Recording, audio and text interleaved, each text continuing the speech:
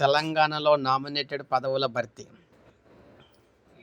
తెలంగాణలో నామినేటెడ్ పదవులను ప్రభుత్వం భర్తీ చేసింది. వివిధ కార్పొరేషన్లకు చైర్మన్లు నియమిస్తూ సిఎస్ రామకృష్ణారావు ఉత్తర్వులు జారీ చేశారు.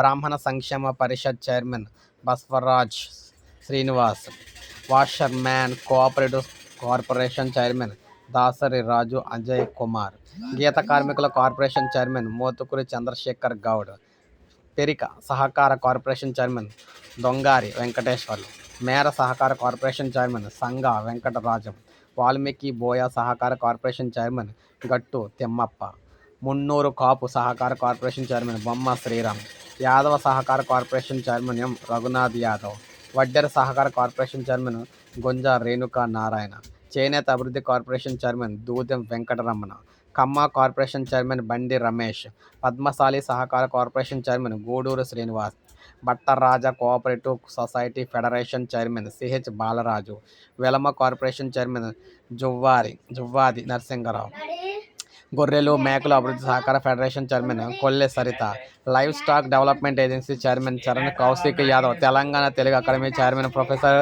వెంకట నారాయణ, తెలంగాణ గ్రామ పంచాయతీ ట్రైబ్యునల్ చైర్మన్ సూదిరి రామిరెడ్డి, గ్రామ పంచాయతీ ట్రైబ్యునల్ సభ్యులుగా నగులూరి కృష్ణకుమార్, బోసా వేణుగోపాల్ని నియమించడం జరిగింది. సో ఈ విధంగా నామినేటెడ్ పదవులు అయితే భర్తీ చేయడం జరిగిందనమాట తెలంగాణలోని. సో ఇది అప్డేట్. ఒక లైక్ చేయండి, సబ్స్క్రైబ్ చేసుకోండి, మన ఛానల్ సబ్స్క్రైబ్ చేసుకోండి.